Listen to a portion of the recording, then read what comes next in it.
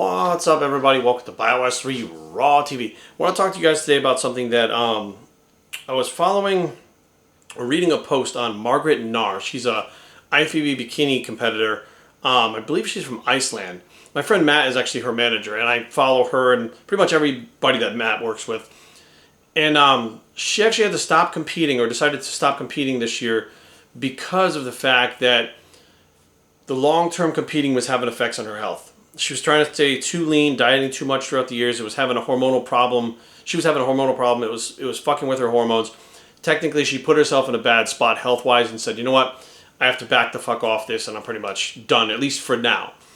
And since then, she's gained about, it's not much weight. But here's the problem. As a competitor, anything less than contest shape, you feel fat. Once you've been in contest shape, you now feel out of shape whenever you're not in contest shape. But you can only maintain contest shape for like 6 hours on one day. That's pretty much all that lasts. Other than that, you're not in contest shape. It can really mess with your head. And this video is not about, contest shape, or it's not even about messing with your head and stuff like that. What it's about is, she actually said that, she's been eating more calories, right? And she had this one slip up, and I couldn't figure out what the slip up was, because I'm like, if you're eating more, like, did you binge? Like, what's the slip up? Because you're technically upset about already eating more, so binging doesn't make any sense. And what she did was like hop on some cardio and try to crush cardio for a couple days, because she had in her head that people would judge her, and she was worried about the comments on Instagram, and she was worried about how people would look at her knowing that she's a bikini pro and she's not in contest shape.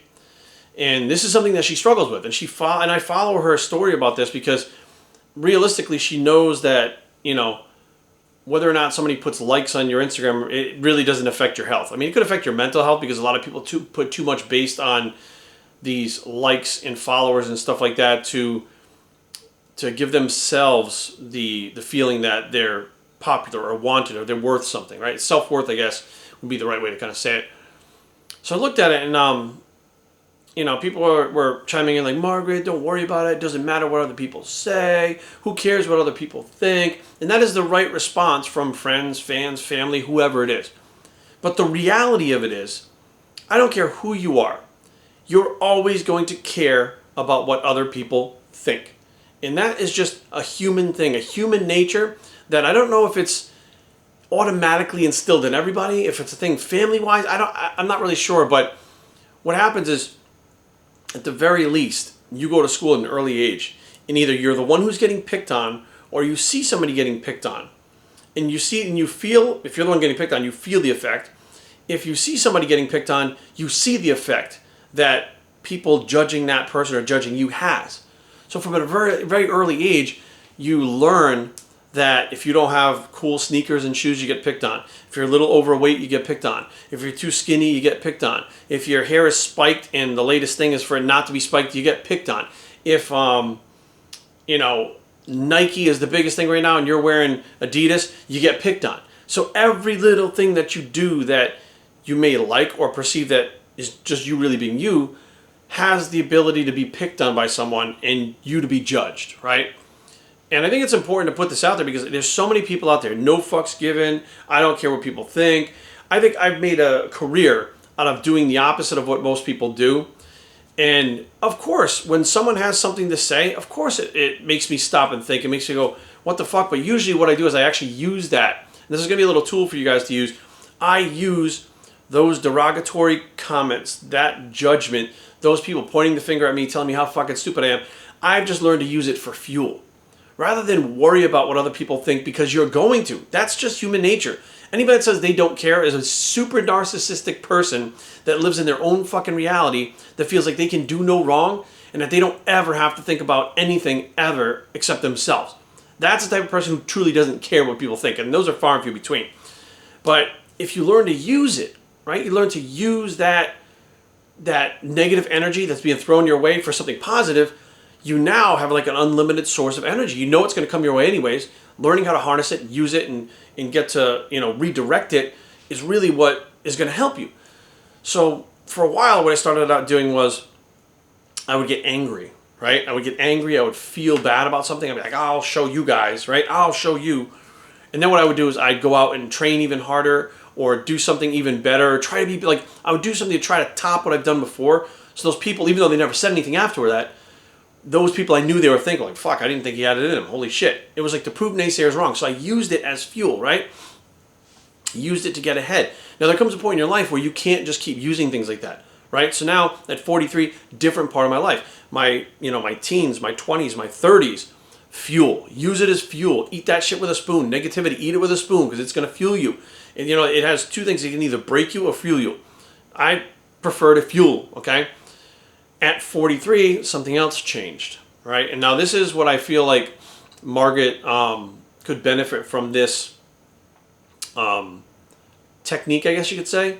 I don't know what you would call it, but I've been doing it for, I don't know, probably a year, maybe 2 years now, roughly. And that is, let's say I go online and I read something that upsets me, right? Somebody says something like, Jerry, you're so fucking stupid. Jerry, you're this, you're ugly, you're old, you're dumb, you're fucking, like all the things you could possibly say to just be derogatory towards someone and try to bring them down, right? And I read those comments and I'm like, fuck, man, like, that's some pretty harsh shit. Why the fuck? And then you actually question yourself for a second. Like, am I really ugly? Am I really stupid? Am I really dumb? Am I really an asshole? Am I really all these things? And that starts to get your head spinning a little bit, right? And then what happens is because I have like the new businesses and traveling and stuff like that, I got busy, right? So then when you get busy, all of a sudden you forget about what you were just freaking out about, right? So you get online, you find this shit that people are attacking you, you're like, what the fuck? You get busy, then you forget about it. That's kind of how that works, right?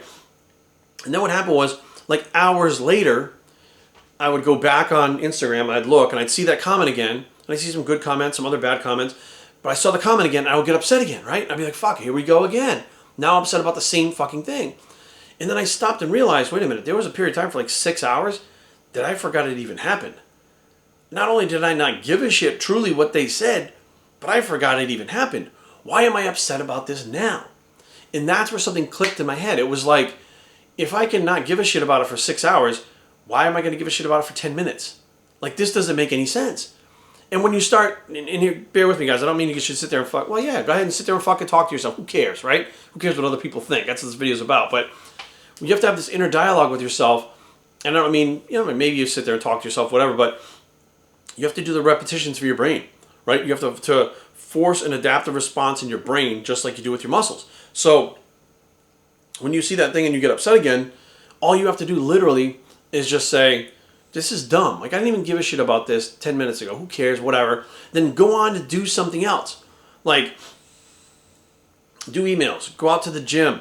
Go talk to your fucking wife. Play with your dog. Fucking juggle fucking chainsaws in the front yard. Whatever you want to do, go do that.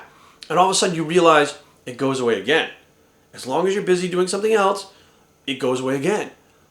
It pops up again. Maybe the next day you go back and look at the post. I don't know why you do it the next day.